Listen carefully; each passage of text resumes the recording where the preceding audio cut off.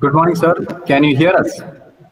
Yes, yes, I get. We will immediately get started. Uh, Fine.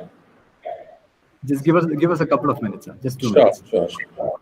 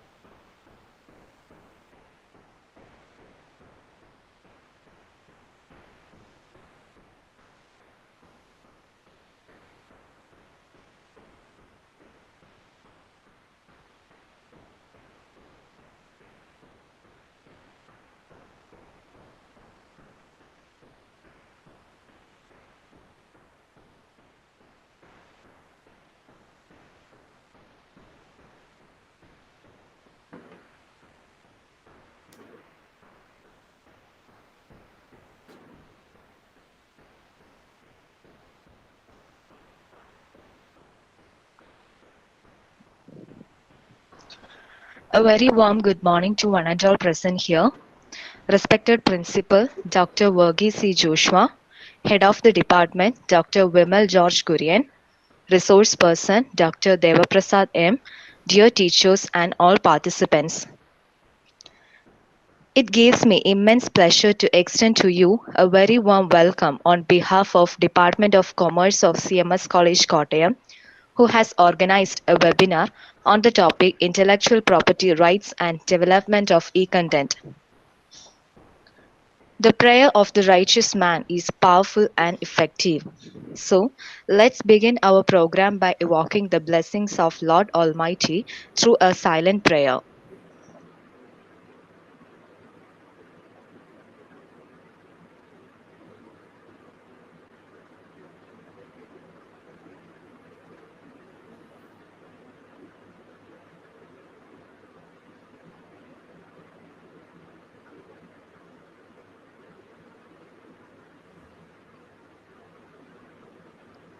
Now, I would like to call upon Ms. Harida, second year BCom student, to deliver the welcome address.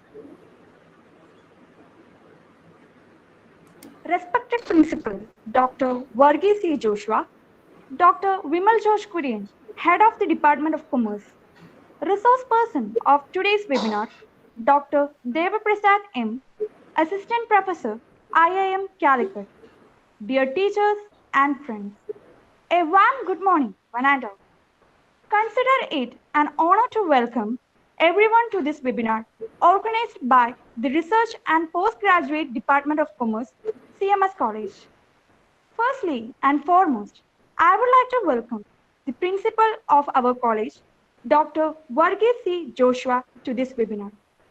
An acclaimed researcher and a brilliant academician, Joshua sir has always praised all programs organized by our department and always enlightened us with his words of wisdom.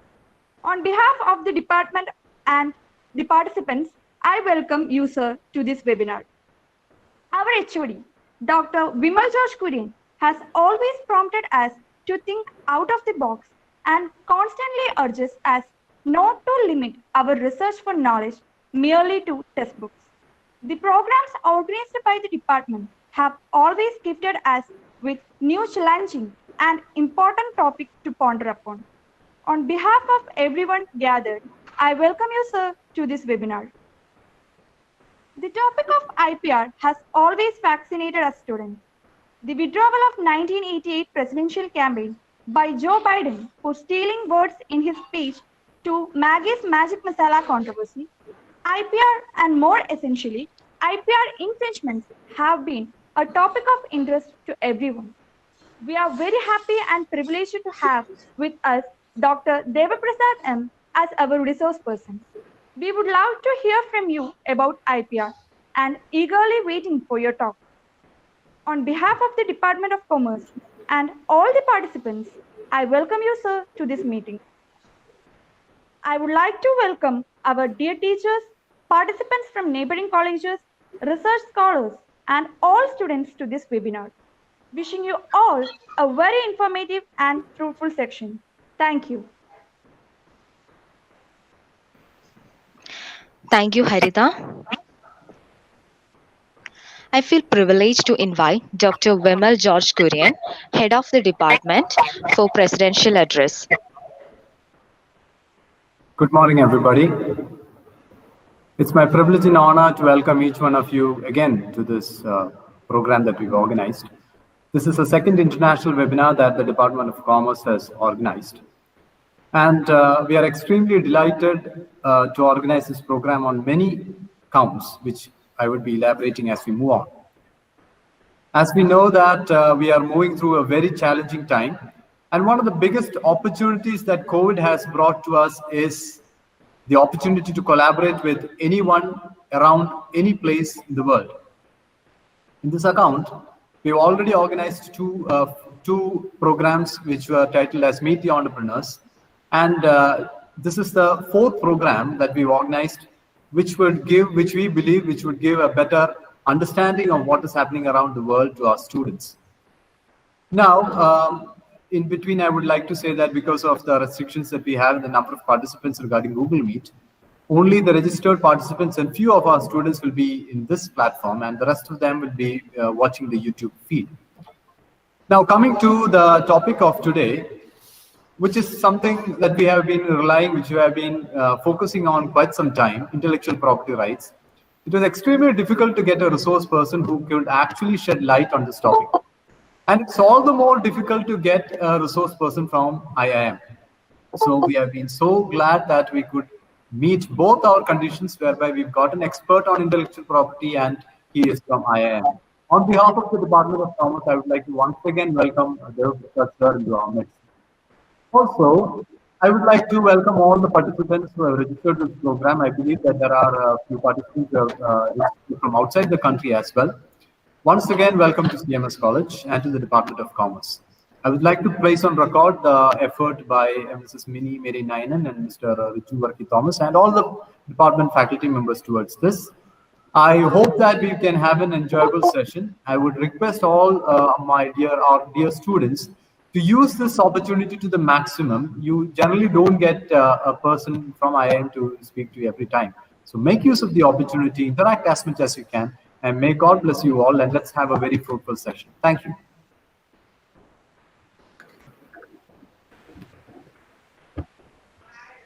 Thank you, sir.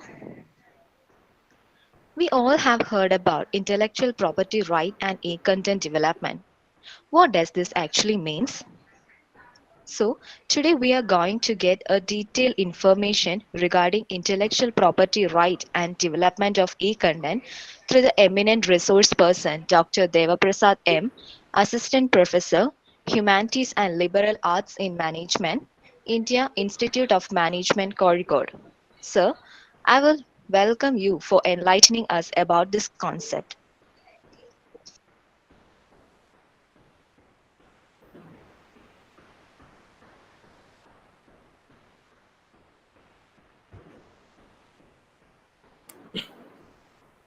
Very good morning to all of you. First of all, thanks to CMS College, Department of Commerce for inviting me to deliver this lecture to all of you.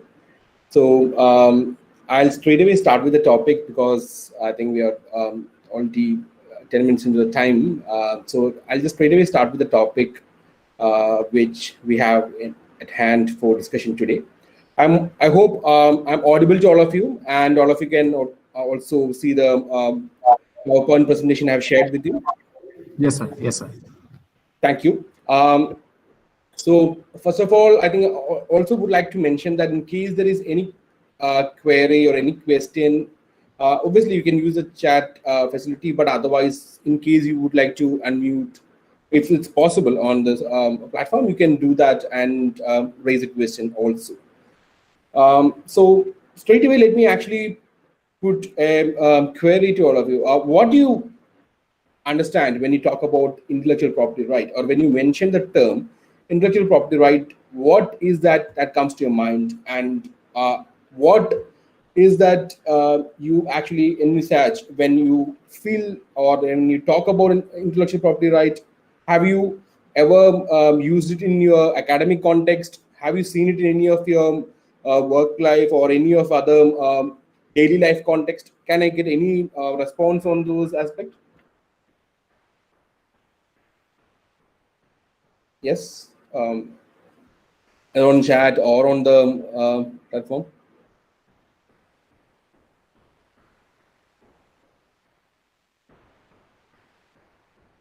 I think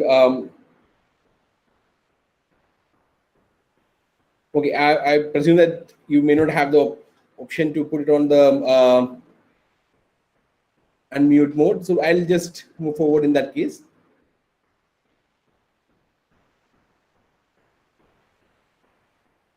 Just want to clarify: is there option for unmuting and questions to be mentioned, or is it that?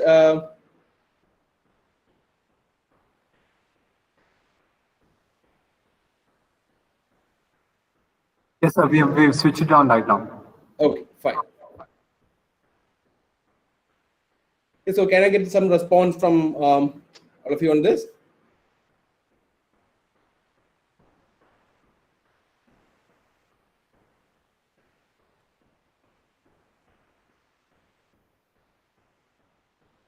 No response.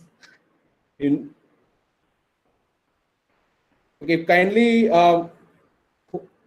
let me know as in what is that you heard about intellectual property right till now. I think you would have heard about certain aspects in intellectual property right. You would have heard about certain terminologies at least.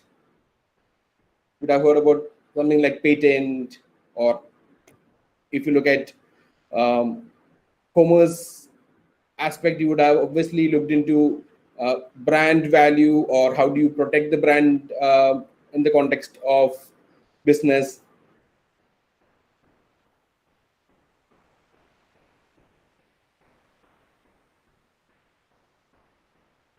I think I not got any response as such.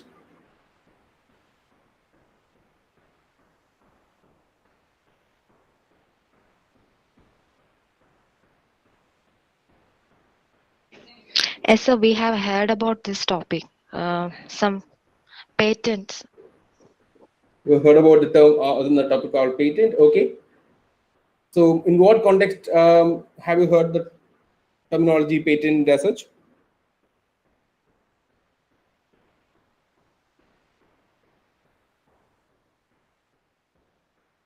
Okay, so I'll just slowly move on to the topic. I think then obviously you can start the discussion, or in case you would like to raise any part, it would be interesting, or can make it more interactive that way at that point.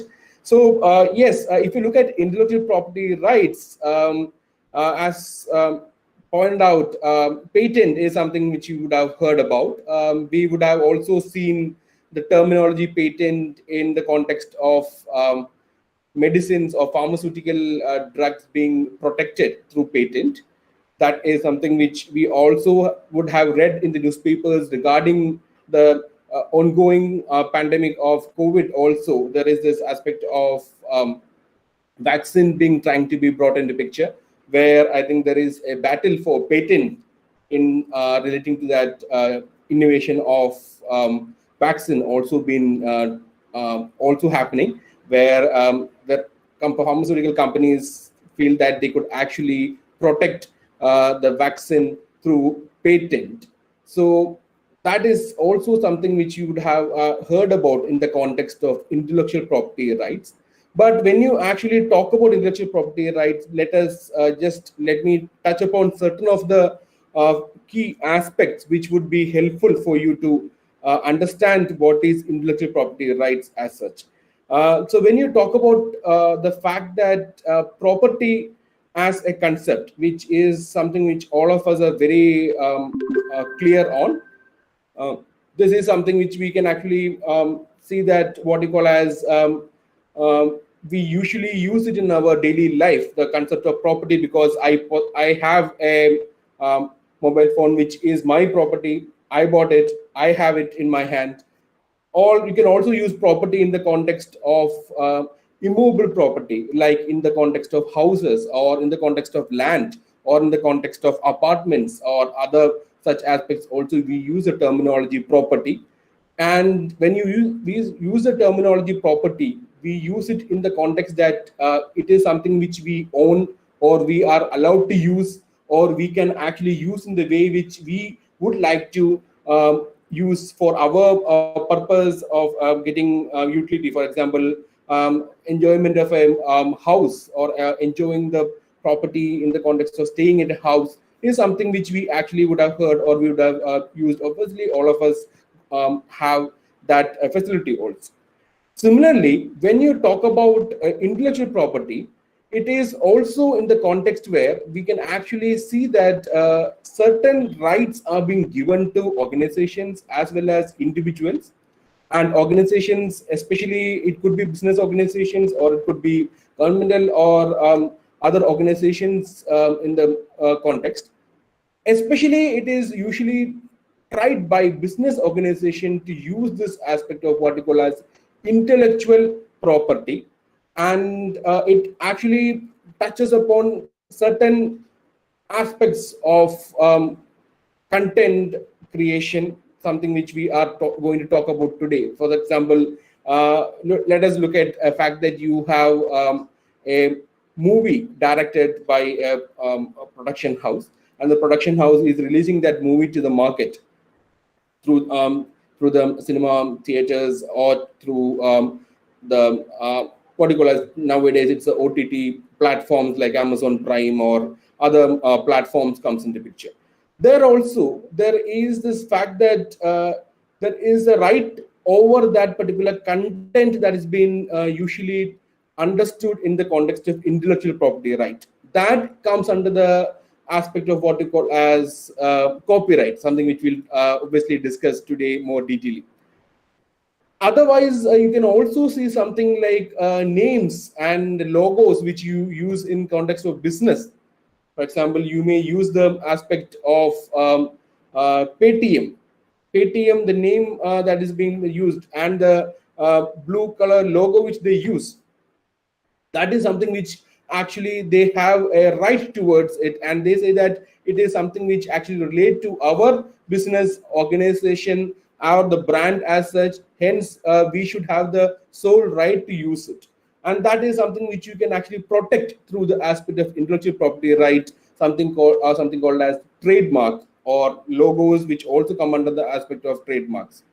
And we started with this concept of what we call as the inventions or innovations that could be brought into picture. For example, when Thomas Alva Edison came out with the invention of bulb, obviously that is something which he at that time could be protected under the aspect of a patent as an innovation, which actually protects that inventor in the context of trying to market it into the product, for example, into the market it in the society, where he can actually say that this is a product only that particular organization or the individual who has brought in the picture can have the right to market and sell it for a particular period of time. As of now, in the field of patent law, it is 20 years period of time that is being given. You have the absolute right to sell a product which can come into picture. That is what actually for innovations, technological innovations, you use the aspect of patents. For example, the smartphones have a lot of patents which actually come into picture in the name of Apple as well as the competitor Samsung also. Most of this aspects like slide to unlock and other aspects were patented initially by Apple to get their own right over that particular innovation. So that is something which you can actually see from the concept of intellectual property rights, which actually is very similar to the traditional property concept which we mentioned about, where we actually have the right to over a particular piece of land or a particular house and all. Similar to that, there is certain aspect which comes into picture where organizations or individuals who comes out with a new inventions or innovation, or who create a particular work, creative work, or literary work or artistic work can actually try to get protection under the ambit of intellectual property rights through various set of gamut of rights which come under that. I'll just touch upon what all set of gamut of rights. We mentioned certain of the aspects already. So if you look at what are the set of rights which may come under the ambit of intellectual property rights, it is usually classified as follows. That is, one is patent, which I just already touched upon for the fact of innovation, technological innovations. Obviously, you can actually use patents. It has been used by pharmaceutical companies for protecting their new drug or new pharmaceutical inventions and the new medicines which they launch in the market. They can protect, ensure that no other company would have the right to market or bring to them or have right over that particular drug or that pharmaceutical drug to be brought to the market and to sell it. And that is where I think they can actually have almost like a monopoly, as the concept of a monopoly kind of right comes into picture there. Now, that is where you can also think about the other concepts in the context of intellectual property rights. One of other aspects which we obviously would have to go a bit more deep is the concept of copyright, because when you talk about content being created, for example, as I mentioned, it could be a movie being directed by someone. It could be the aspect of what you call as a novel or a poem being written, or even academic work, academic articles or academic content, which being digital content being developed. All those aspects come under the ambit of what you call as copyright, which looks into creative content as well as academic content being coming into picture, even artistic work, painting, or a table you actually create, a compilation of certain aspects into a table. All these things come under the ambit of what you call as copyright. Trademark also, I think I just briefly mentioned about. Yes, it can be obviously useful for organizations to protect their brand image or brand value. For example, we would have seen many of the companies have the problem being faced in the sports franchises or sports goods companies actually face this problem many a times. For example, Nike or Puma or Adidas and all, we would have seen that various of the counterfeit products or fake products being available in the market. This is something which can be stopped using the concept of trademark, where you can actually say that the products which are not coming from the authorized company or the company as the company which actually come out with that particular brand name can be stopped from being delivered in the market or being coming into the market. That is a possibility which can be done in the, with the help of trademark concept. Trademark nowadays is also extended to a certain extent on the sound of a unique sound which has been attached with the product. For example, you may try to look at the fact that Apple has a sound, Apple laptop or Apple phones, when you switch on, there's a sound, unique sound. For example, there was an attempt by Harley Davidson bike, which is something which all of you would be much more easily related to all of you, and can be also something which can relate very much fastly. That is where you can look at the unique sound is something which can try to be, it was attempted to be protected as a unique trademark of that particular bike. Apart from this, you can also look at designs, unique designs, industrial designs. Designs here, it's actually, we're talking about industrial designs in the Indian context. Unique design of a bottle which has been manufactured by a company and then brought into the market. That obviously can be protected under the industrial designs. Similarly, any of the unique industrial designs where you're applying a particular unique design to a product and trying to market it, that design can be protected under the designs legislation in India. Apart from this, there is something which we usually call as trade secrets. The world's most famous trade secret, I think you would have heard about, is the Coca-Cola's formula. It is supposedly the most valuable and most protected trade secret in the world. We don't know what is the formula which they actually use to create the concoction which we actually call as Coca-Cola's drink. So that is something which is considered as a commercial confidential information for that organization, which they obviously protect it from being leaked. And if there is any attempt by anyone to try to leak it, that could be considered as a breach of, or it could be considered as a violation in which their right is being affected. So that is where you can actually see this kind of certain sets of rights which falls on the various of these categories can be considered as what you call as intellectual property rights. So it is a umbrella term to which actually helps to understand many of these aspects under which we just mentioned to be brought under the ambit of what you call as intellectual property rights. Certain other aspects also may come under the ambit of intellectual property rights.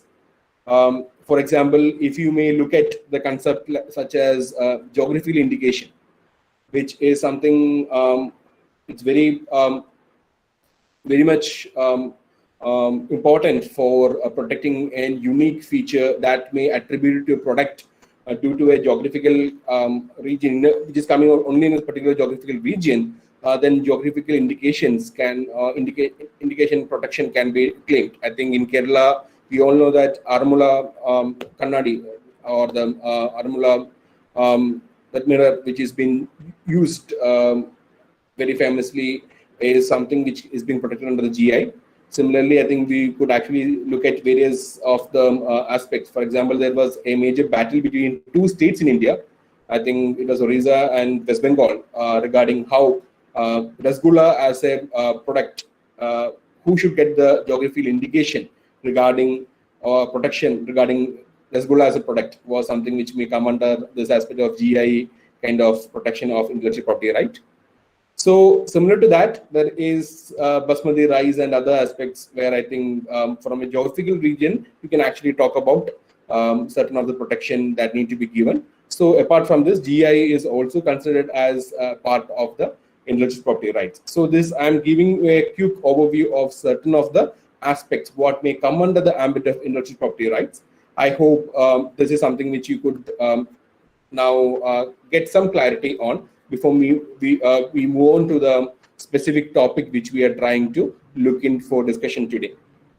So as I just mentioned about this, intellectual property rights is usually seen to be the most important asset for various organizations like IBM or Google or many of this technology-based organization consider many of their products being protected through various of these intellectual property rights. So that is why it is usually called as the invisible infrastructure for innovation. That is the interesting terminology which you can actually, or the one-liner which you can actually use for the part of understanding what is an intellectual property rights as such. So I'll just move on to the copyright part. But before that, just would like to check whether should I take questions, certain of the questions now, or shall I move forward with the concept of copyright, because I'm sure that you may have certain doubts now. So if you want, we can take up the questions, certain of the questions now, and then we move forward. So we'll take the questions at the end, sir. Okay, so shall I just move forward with the topic? Okay. Yes, sir. Fine, thank you. So quickly coming to the topic which we have to discuss more deeply today. So looking at copyright as an important protection which you may get in the context of any original content that is being developed. So that is where you can actually see in the context of what you call as we looked at the aspect of cinematographic films or movies being developed, or any content you had shot and you upload it to YouTube. If it's an original content, obviously it is considered as you have clear right over that particular content. but at the same time, this issue comes into picture where you are copying a particular a movie or a particular film and then trying to upload the same content in your name onto YouTube, then obviously that is a violation of the copyright, because that is something which is not an original content that you have developed. That is the most crucial aspect which you need to know about copyright, is that it is a right which you can claim to any original content which you may develop, and it has a wide ambit of what all aspects can be brought under the ambit of copyright. For example, academic article or academic book which you study or which you actually use, that is also copyrighted usually to the author, because it is the author's right or original work which is being brought into picture. And that is the right which the author gives to the publishing house to publish it on his behalf. And that is what actually we usually buy from the bookshop, or you actually buy it ebooks, and we actually could use it. Similarly, nowadays there is an understanding of the e-content or digital content being developed for academic purposes. That is where we can actually use certain of the apps to enroll and look at the videos which is being recorded videos and watch it. That is also something which is being copyrighted. Now, there is also the understanding that any artistic work or any dramatic work or any of the musical work, all these things also come under the ambit of copyright. For example, you can also look at the aspect of architectural drawings, or the aspect of photos that's being clicked, or even sound clips to a certain extent. All these things usually come under the, for example, podcast, which is now a very popular form for sharing academic as well as non-academic content coming into picture. That is where that is the sound clip that is being used in the podcast. That is also something can be protected under the ambit of copyright. Now, the most crucial aspect which we need to note in case of copyright is the fact that registration of copyright is not mandatory. Once you create a particular content, the fact that you created the content, the moment the content, original content is being created by you, it is understood that you have the copyright over it. But for a proof of ownership purpose, you may actually go and register it, but that is not a mandatory requirement always. Just that you created a content, that itself is a very important step where you actually got a copyright. So just imagine a situation when you draw a cartoon, or when you actually created any particular, you write a poem, or you write a, or you showed a good pic or a very scenic background where you actually clicked a photo.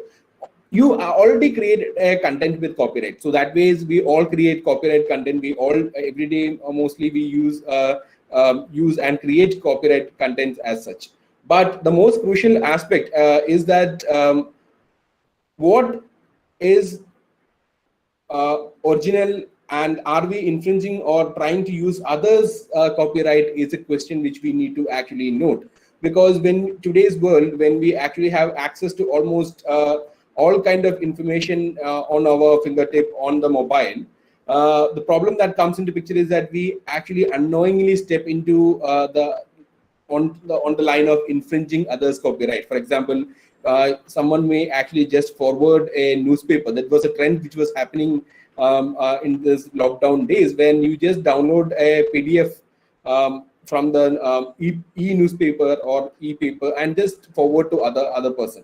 But many of us don't read the terms and conditions. Certain newspapers would have told that you can download freely and read it, but you are not supposed to share it. So that means once you share it, we are infringing the owner's right over that particular material. So similarly, many times this was interestingly noted by many scholars at that point of time, because the fact that terms of use, which is something which we don't obviously read many times when you download content from online, or the download, or we download books or video content or other e-content, we don't note what the terms of use that's being mentioned. That is an important part where we may actually unknowingly infringe or we may unknowingly step on the wrong foot, where I think we are actually stepping on the right of other person or other organizations when we actually look into that context. Now, let me actually give you certain more details regarding copyright, and then look into the topic of e-content development and how far we may have to look at certain of the aspects in Indian context, what extent we can actually use the materials in the online classes, or how far you as students can also use various of the contents which you may download or which may actually come to you in other through academic channels. Now, this is the protection period which I'm just mentioning in the context of copyright. There is slight variations in on the various of the contents which you mentioned, but I'm just generally mentioning a protection period as mentioned in the Indian copyright law. It is usually understood to a 60 years period of time, especially for a published work. It is 60 years period of time from the death of the author. That is also an important point which we need to note.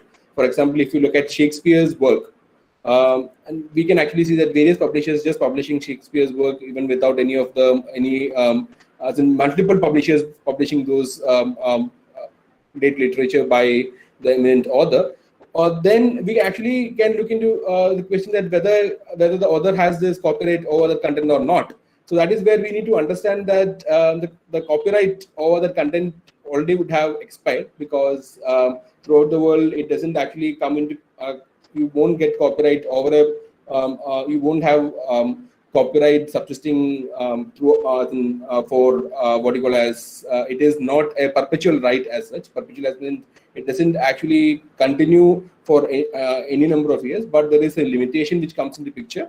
That is where it is usually understood that it is around 60 years in context of most of the copyright content. There is slight variations here and there. That is something which you may have to look at each content separately. But for example, for a published book, it is usually understood that 60 years from the time of death of the author. That is how the 60 years period can be counted in that particular context. So let me actually look at an interesting scenario which has happened. And I just chose this example because it's something which can relate to you commerce students more than anyone else. There is this interesting controversy came into picture in US. It's a very old, interesting case, but I think it can be an interesting point for all of us to discuss. So this author, Selden, had written a book which actually talk about ledger book keeping and accounting in an easier manner. So he improved the existing bookkeeping mechanism in such a manner that the arrangement of columns and headings was made clearly, and the improvement was described in the book, and he actually published the book, and it was selling quite well. But what happened was, suddenly another person called Baker came out a book on a similar aspect, but he used different means or different method of arranging the columns and headings. So that is where I think it is important to note that it is not a copy of this particular book, but it's on a similar topic, on related topic, but it has been written in a different manner. So that is where I think Baker's book also become a very good response to the book. So Selden was not very happy with that particular scenario. That is why Selden goes to the court and files a case saying that, see, Baker is using my copyright because it is first I who actually came out with the book through the help of columns and headings to actually arrange this particular bookkeeping in a better method. I actually came out with all of these things, and the ledger book is being made easy to understand with the help of my method of arranging the aspects in columns and headings and all. Now, what is very interesting in this context is that how court could look into it. Is it a copyright violation or not? Are you violating? Did Baker violate the copyright of Selden, where actually he wrote a book on a similar topic, but he didn't copy or he didn't replicate what is being mentioned in Selden's book as such. But what he did, he used that concept, but he expanded on the concept. He actually used a different means of arranging the columns and headings and everything. Now, what is the court's decision is very important, and that is something which we should understand when we look at copyright as a concept. Is that court held that when copyright concept comes into picture, it is not extended to all the ideas that is being mentioned in the book, but it is the expression of the idea which is being mentioned in the book. Only to that specific expression you can actually get the copyright. But the idea that is being mentioned in the book of bookkeeping or bookkeeping through the help of tables and headings, that is not something which you can actually publish, because then the entire understanding of knowledge being accessible or knowledge being developed, or the concept of any new creativity coming into picture, that actually gets curtailed, or there is no point in moving forward in that particular way to give incentive for people to actually come out with new creative works or new content in academic or in other context.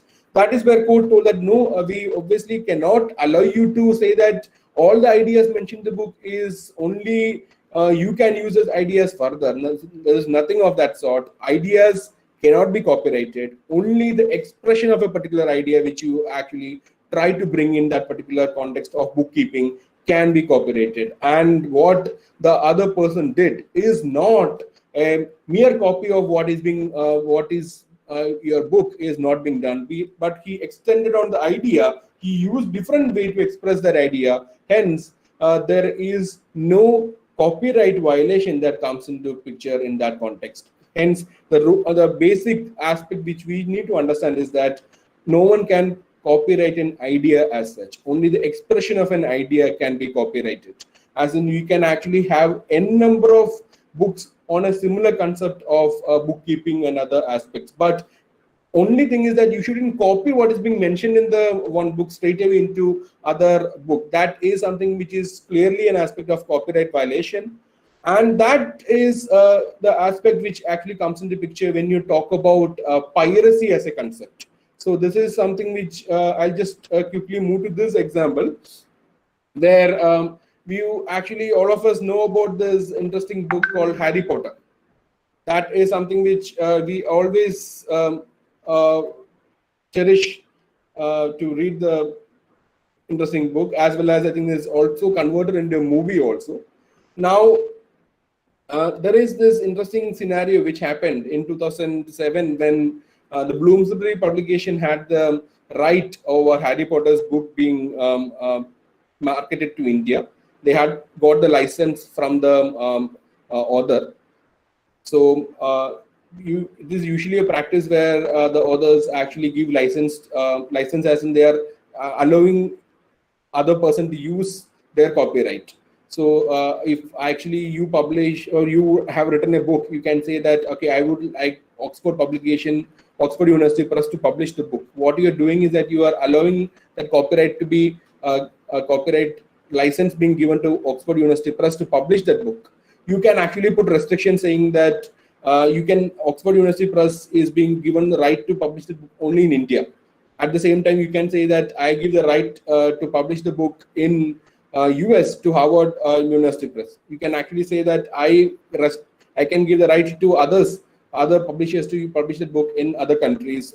Geographical region also you can restrict. But yes, that is the case for I think what you call as star authors or big academicians can actually obviously come out with that. I hope all of you will try it as an emulate and may actually have this opportunity to get do all this licensing of copyright based on your works and all.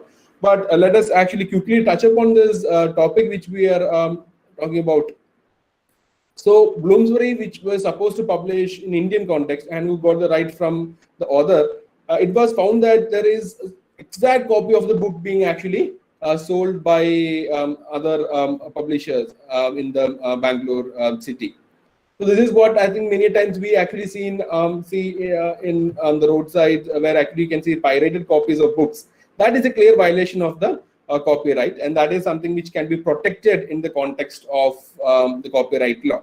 And they could actually stop the publishing of this book, and they could also obviously stop the entire press which used for the purpose also could be shut down for a particular period of time.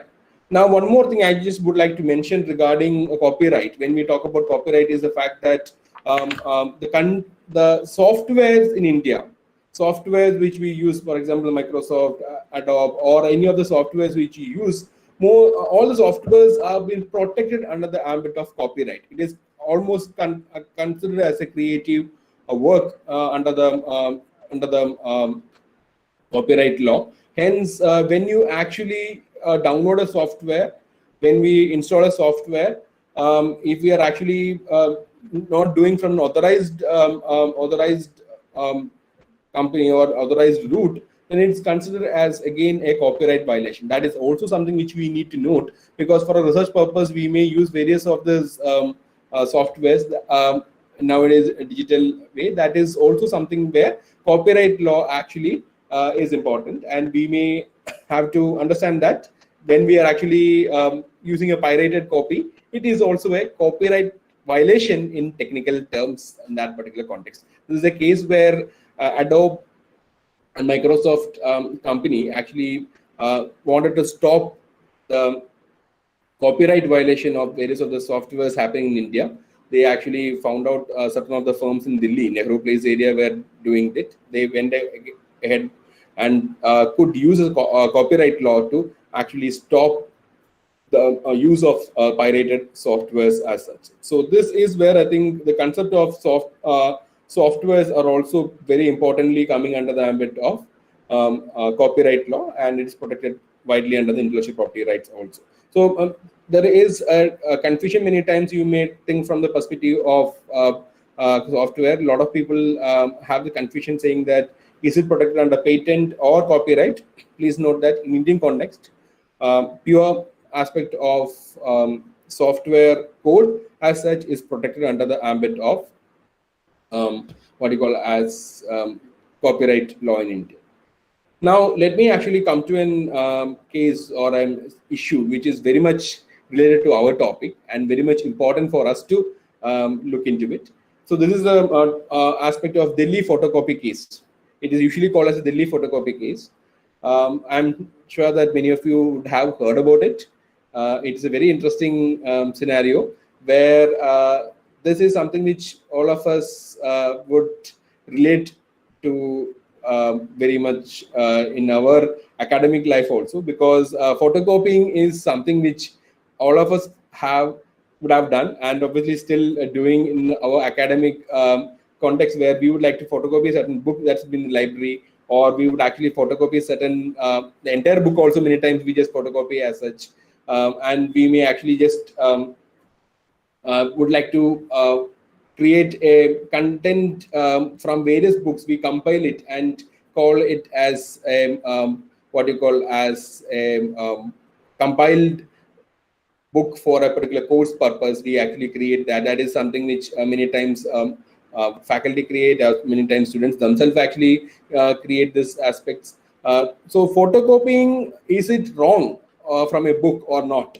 So that is an interesting question which comes under, because it is as we just mentioned, an academic book that is being published is also have a copyright over it. So can I actually photocopy that book, entire book? Can I actually photocopy certain article, certain of the pages of that book? Now, this is a case which actually clarifies or mentions about many of those things. What happened in this case is that certain of the major academic publishing houses, including Oxford University Press, I think Taylor and Francis, and Elsevier, I'm not very sure, but I think yes, these two were obviously there. They actually, many of them, around 4 or 5 of them, filed a case against a single photocopy shop in New Delhi, which is near to the Delhi University. The issue is that the photocopy shop person is copying various of the books and creating a course pack That is something which is being prescribed by the university faculty. But they are actually not filing the case against the university faculty or the university assist, but they are actually filing the case against this photocopy person who actually create this material by photocopying from various of the books. He's compiling it and he's preparing the students prepare the course pack. And they are saying this particular publisher should be, so this particular photocopy shop is should be shut down because he is violating the copyright of all the publishers and the authors of the books in that particular context, and they shouldn't allow photocopying of this kind of course packs. Rather, let the students buy the books if they want. And this is a case which was brought before the Delhi High Court for this particular matter. It's a very interesting decision by the court, and that is something which is very useful for our purpose of academic purpose, and especially in context of e-content purpose. Court says that there is a concept called fair use in copyright. That is also there in the copyright law in India. They say that the concept of fair use is very important because it allows certain exceptions in case of a copyright. That means even if I published a book and Oxford University Press saying, okay, you have given us right to publish this book, we have published the book, and can I actually stop any other faculty to use it in their class? Because I'm saying that, okay, you haven't bought the book, you are just photocopying the book and distributing it to student, or you are actually distributing the students without my permission or paying me the money or royalty for that purpose. Can I actually do that or not? In normal context, we just saw that Harry Potter's scenario. It is clearly understood that you cannot actually just copy a particular book and the entire book and sell it, saying that, okay, this is Harry Potter's book, which is supposed to be J.K. Rowling has wrote it and is supposed to be published by Bloomsbury, but it is obviously not allowed that any other publisher just copies it, prints in another copy and publish it. It is not possible because it's a clear violation of copyright, and that can be stopped. And similarly, we actually saw that this kind of right is there for all digital content also, ebooks and other digital content also. You can actually have the similar copyright where you can actually stop them from just sharing it without permission in the normal context. But there is an exception in the context of educational or research purpose. That is what court told. The court told that let us look at this interesting aspect of Delhi photocopy case, where you are actually filing case against a photocopy shop, and what you are saying is that photocopy shop should be shut, and you should stop this phenomena of photocopying of certain parts of the books and compiling it into course pack. Let the students buy the books as such, because it is a copyright violation that is happening. The court told that Indian copyright law says that there is an exception, which says that the concept of fair use. If you are using certain part of the books for educational or research purpose, there is no need of taking prior permission, or there is no concept of copyright violation happening if you are just photocopying it and sharing it to students, or photocopying it and making a course pack. You cannot actually say that that is a violation of what you call as copyright, because there is an exception which has been mentioned. That exception comes under the concept of fair use, which actually one of the fair use concept is for educational research purpose. You can share a reasonable content of a particular book or a digital content in that particular context, and it can be shared as such. Now, there is no problem for that. Because of this interesting decision, it was told that this photocopying of reasonable limit of what you call as academic books is obviously possible for educational or research purposes. There is no way actually you can stop it.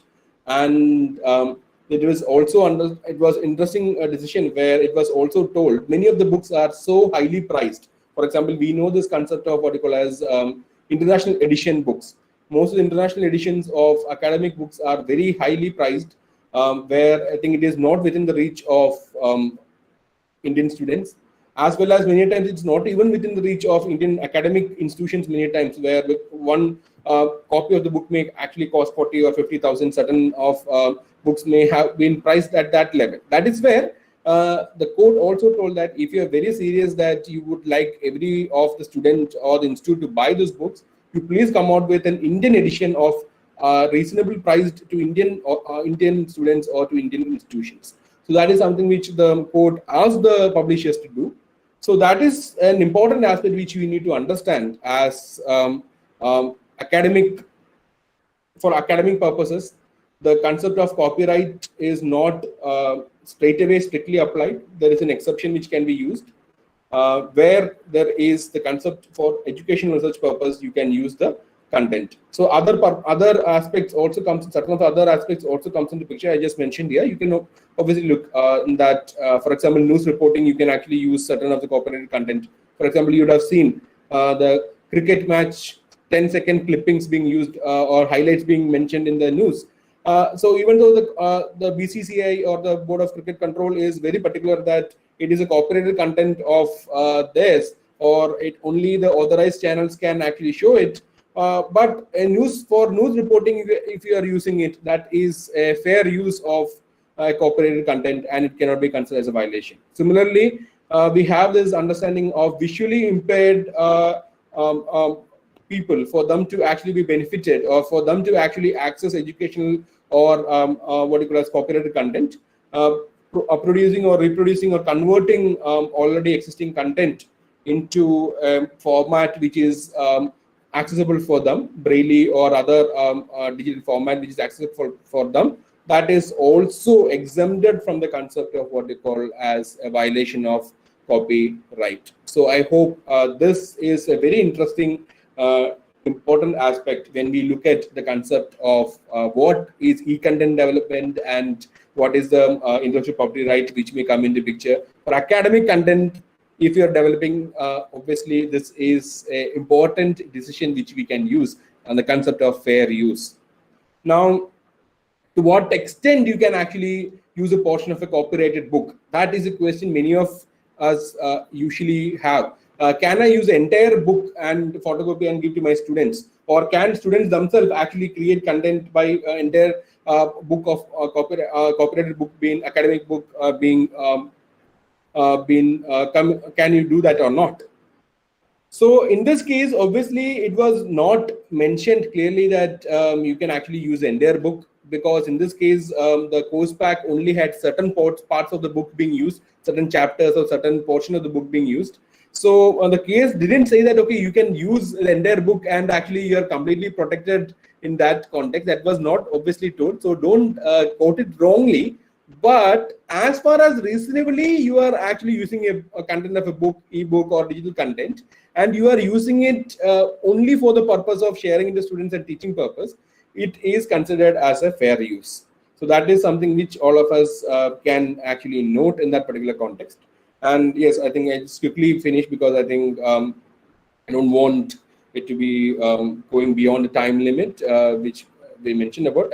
Since I take another 2-3 minutes because we started around 10:05, so I think I'll just another 4-5 minutes to quickly wrap it up.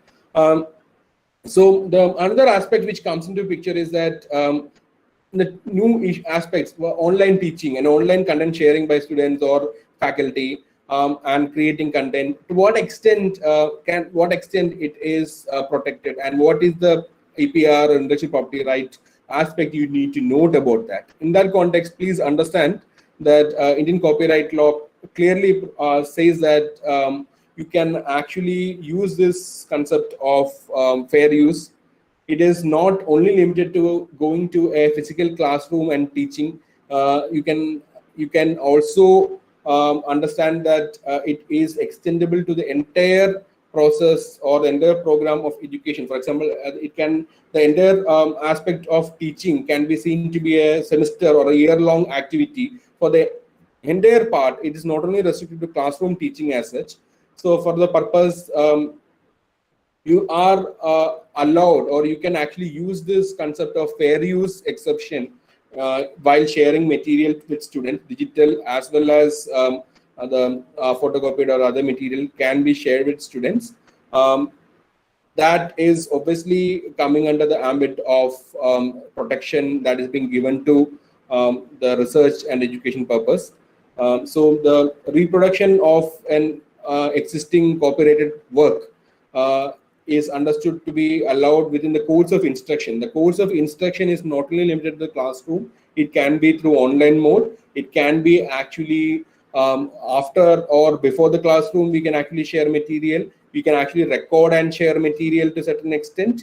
All these things, if the purpose is very clear, it is for the purpose of education or research purpose you are using it, and you are within that particular limit, there is no problem. It is very well covered under this particular aspect.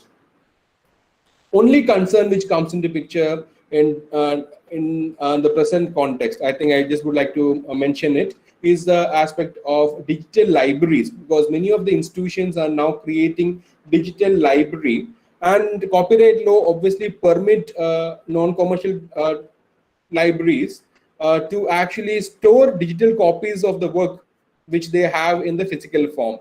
But the problem in the Indian copyright law, which is being raised by many scholars and which has been many noted as of now, is that the Indian copyright law as of now permits a non-commercial public library or non-commercial library. For example, an institution library can come under the ambit of non-commercial library because we are not using it for the commercial lending of books or any other aspects.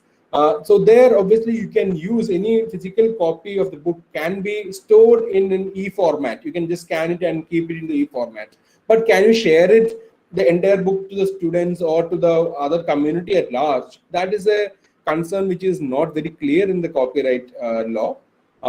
We may use a fair use perspective, but to digital libraries or converting all the physical books in a digital library and sharing it with everyone is something which we have to be slightly careful. As of now, it is not very clear. But for a teacher or a faculty to use the content, or students also using the content, creating sharing among them, there is no problem. That is perfectly fine and clearly protected under the copyright law, under the fair use exception which we have just mentioned about.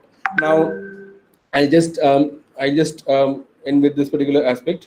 So what I think it's very important to note is that there is various ways in which you can actually also stay clear of any copyright issues coming into picture. One is that way of trying to use open source content. That is where many of the creators don't claim copyright on softwares and certain other contents that have been created. That is something which you can actually see with the help of open source contents. For example, I think we know there's softwares like Linux, Ubuntu, and other aspects. They don't claim any right over that software or other contents. They are actually many of the publishers also came forward and said that during the COVID season, we are actually putting most of the information under the open source method, where actually anyone can actually access, and it is not behind any paywall. The paywall concept, I think all of you know that, where certain of the contents to access, you may have to get the subscription, and only then you can actually access it. For example, softwares like JSTOR or academic materials, which usually many of the journals obviously have this aspect. But I think it is important to note that we can actually look for open source contents. That is one way, because they are not claiming copyright over that particular contents. And another aspect, for example, when you are using videos or when you are using photos in your PPTs, or when you are using any of those aspects in your content, you can actually also try to look at Creative Commons CC licensed material, which allow them to share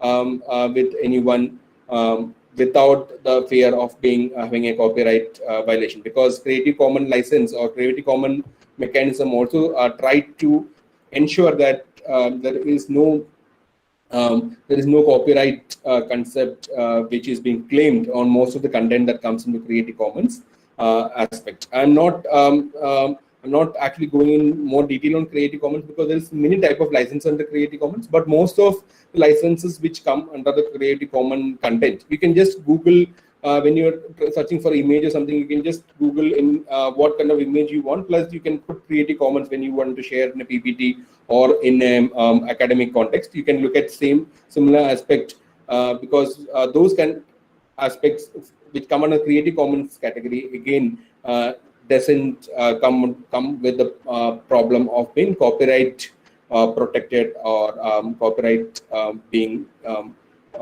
considered as a very important rigid part as such. So I think I'll just quickly wrap up or stop my presentation at this point. I would like to take questions or queries if there is any. So yes, I hope it was something which all of you could understand what I was trying to present, because since we are not physically meeting, the fact that whether you understood it or not evident to me straight away. But I hope all of you can raise questions or queries, or let me wait for responses from all of you. Yes, I just so let me look at the chat because I'm yes.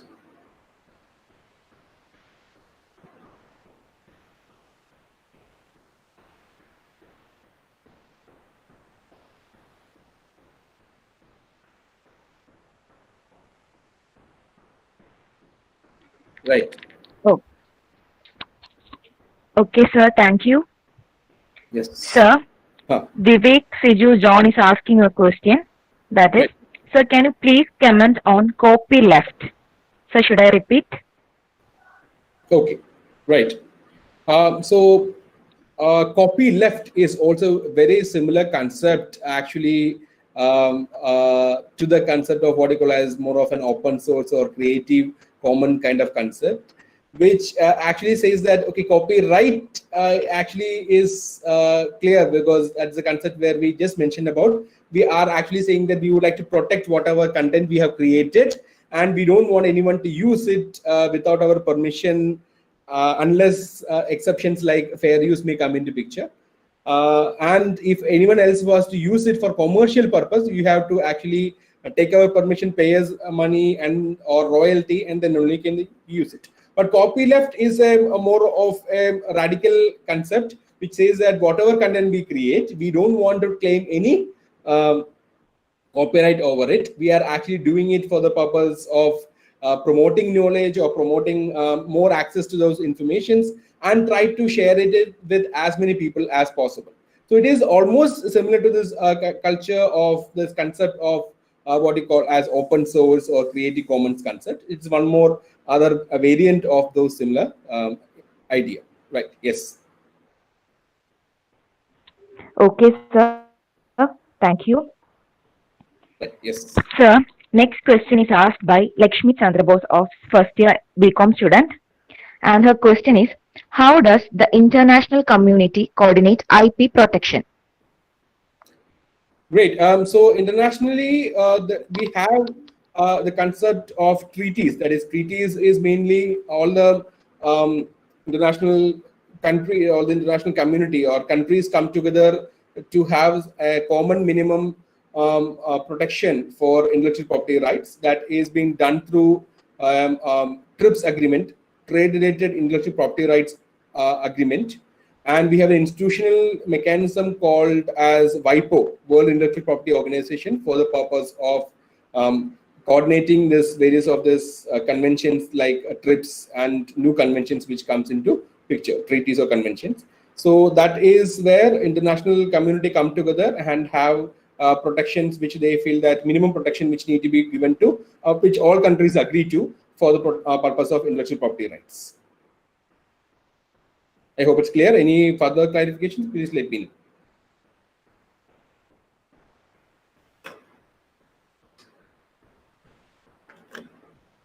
Okay, sir. Thank you. Sir, next question is asked by Ashlyn Marin Roy, first year BCom student. And her question is, Suppose if I have published my work through internet and someone else reproduced it without my permission, is it possible for me to claim monetary compensation under civil court or to stop the continuation of infringement? Thus, all published works infringement leads to copyright issues. Yes. So the very fact that you published it online, for example, you have a blog and you put it on the blog, so that as we mentioned that once you created a original content by yourself, then obviously you have the copyright over it, and you can stop others from using it without permission. Obviously, with the understanding that it is not used for educational purpose and other purpose, obviously then there is exceptions which we mentioned will come into picture. But otherwise, you can stop them from using it. You can stop. You can actually use the copyright law mechanism. That is, you can go to civil court correctly, as mentioned. You can do that, or you can even at the first attempt you can actually send a what you call as take down notice to them, which means you requesting them to take down the content which is being shared without your permission in that context. Yes. Thank you, sir. Yes. Yeah. So to quickly next question is, in a developing nation like... Yeah, please go on. Please go. So next question is, in a developing nation like India, how the concept of IPR helps in its future development? The question is asked by Albi, a second year MCOM student. Right.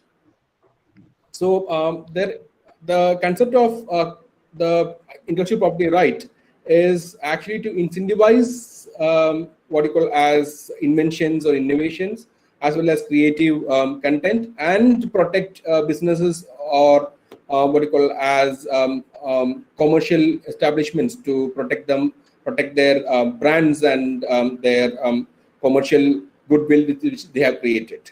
So obviously, if you look at from the economic angle, it is an right which actually protects enables business organizations, one, from commercial perspective. Also from a development angle which you're talking about, there is this concept of trying to actually help grassroots level people who actually try to come out with innovations, because there is this concept where we actually say that Indians are very good at jugaad.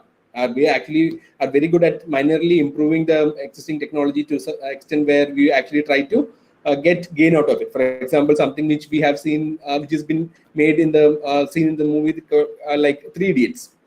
Right, we actually seen that a particular scientist actually innovates marginally with existing technology. So that is where certain organizations are working on that regard, trying to actually help farmers or the village or the rural community who has made innovations.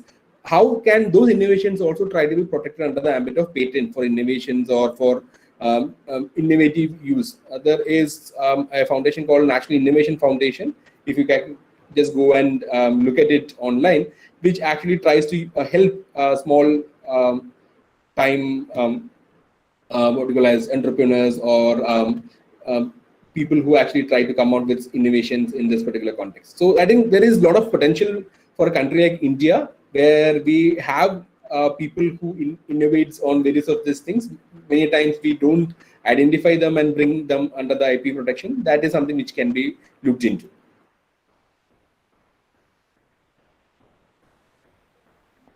Yes. Okay. I think in case you want to ask on other IPR also, it's possible, because I think you would like to touch upon trademarks and all, because I think as commerce students, if you'd like to check on trademark and trademark protection, in case questions on that side also, you can please ask me. Okay, sir. May I ask a question about? Hello, can you hear me, sir? Yes. Yes. So, what if I'm preparing a textbook which will be commercially sold, and that textbook has some screenshots of softwares? Okay. Right. Yes. Do you think I am actually infringing on copyrights? No, I think it shouldn't be a problem as such if you are using it for publishing work, provided you actually give a clear attribution, or you clearly say that attribute that this is something from the software you have been taken. This particular aspect, it shouldn't be a problem as such. Thank you.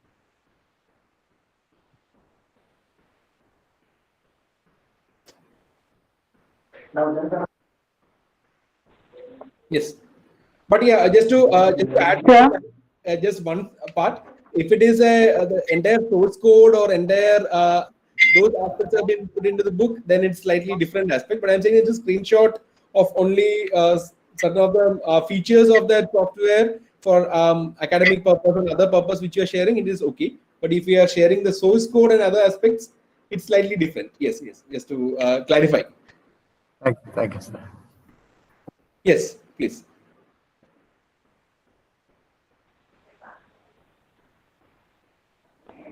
Sir, next question. What are the career options in IPR related matters and what are the qualifications required? Okay, career option relating to IPR, it's obviously it's a very it's a very lucrative field to actually enter into. So usually science graduates go into the patent field because many of the patent agents or the people who actually prepare them what you call as patent applications. Many of them are from science background. From commerce background, obviously, one of the major areas you can look into is that what you call as you could, if you are really interested, you can actually pursue law with focus on, after the graduation, you can look at law with focus on intellectual property rights. For example, IIT Kharagpur has a 3-year LLB course with specific focus on intellectual property rights, which is obviously after graduation, and they are actually ensuring that there is a set of people who actually have clear focus on intellectual property rights, and they've been recruited by the many of the firms as well as institutions for that particular purpose, as in organizations for the purpose of looking into intellectual property rights as well. Other than that, it is there is also this patent office as well as trademark office in the government context. They actually also recruit people to be functioning with them as trademark prosecutors and the context and all. Okay, sir. Thank you. Next question. What are the criteria for patenting my invention? The question is asked by Atsa, a third-year BCom student. Right. So patenting an invention is something which the most important criteria is that it should be novel, or novelty is a first important criteria which comes into picture. That is, it should be something that is not already known to the scientific world, or it shouldn't be in the public domain as such. So, for example, when you are actually coming to the Thomas Alva Edison coming with the bulb, the fact that what is the material that needs to be used for the filament and other things was not exactly known to the public or to the scientific community or to anyone who is expert in that field before. That is something which you can obviously call as an innovation. For example, a new pharmaceutical drug being coming into picture, which can actually cure COVID, would be obviously a novelty, or would be a new thing which is no one as of now knows. So that is first most important criteria. And second, along with novelty is a concept of non-obviousness. That is, it shouldn't be just a marginal improvement over what is existing, because a slight marginal improvement over what is existing, like what you actually see that many times there's what you call as the car manufacturers do actually slightly modify the existing model. It is just a same model but slightly modifying what is existing already. That kind of slight modification, slight changes of existing technology, existing innovation that is not considered as what you call as an good enough change or good enough innovation for the purpose of getting protection, but it should be some substantial way of innovation as such. Plus, the last important aspect which comes into picture is that it should have a utility. Utility as in it should have some industrial use, or it should have use for the purpose of our society or some benefit for the public at large. So those three aspects which comes into picture mainly when you look at how you can protect your patent. Okay, sir. Thank you.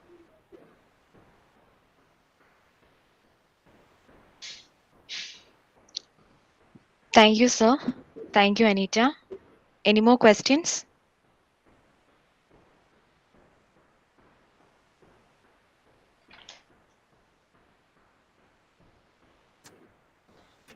Okay. A feedback form will be given in the chat box. Participants are requested to fill in the same.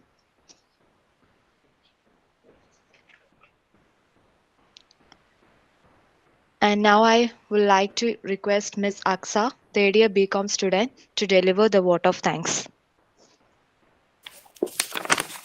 A warm and cherished morning to one and all present here.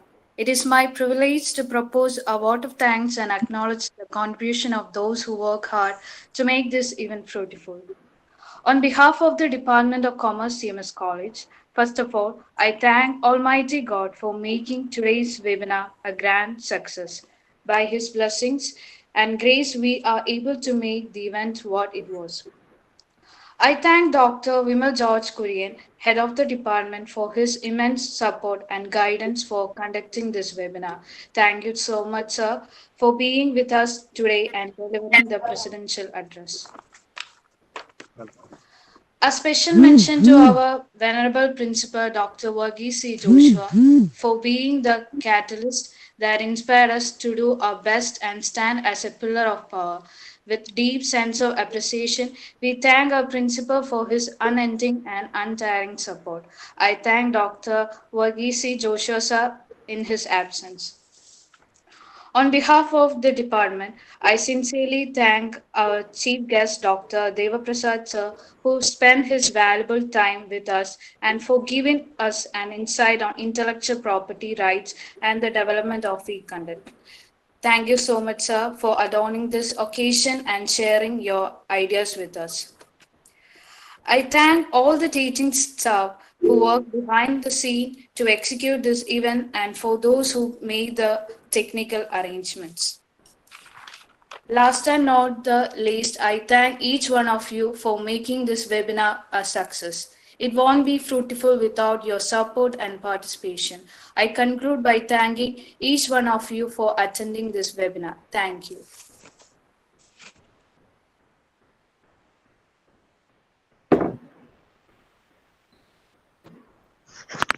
Thank you, Aksa.